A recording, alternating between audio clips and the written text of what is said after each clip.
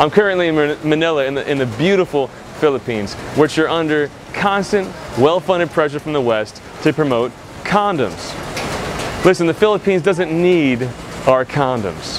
In 1984, AIDS broke out in the Philippines and in Thailand at the same time. The response of the Philippines was to promote abstinence. The response of Thailand was to promote condoms. 20 years later, they did a study of each country to see how they were doing in the fight against AIDS. The AIDS rate in Thailand is 50 times higher than it is in the Philippines. Abstinence works. Condoms don't. Why is that? Because they only reduce the risk of getting AIDS by about 85%.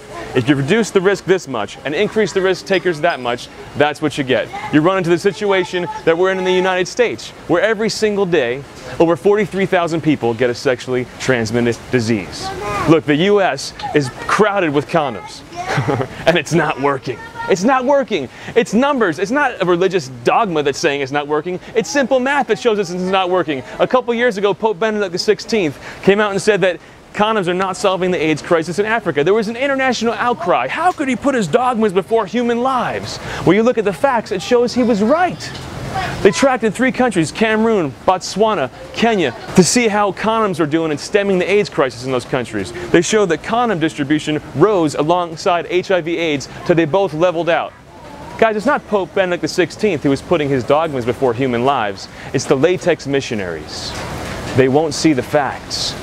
The facts are that 85% is not enough of a risk reduction. If I had a skydiving company and the parachutes opened 85% of the time, would you go skydiving with me?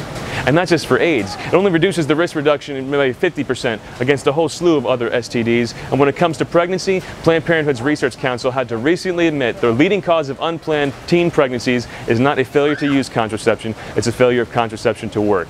Western world, get a clue. Don't be pushing what you got on the Philippines. Start looking to them and taking a lesson.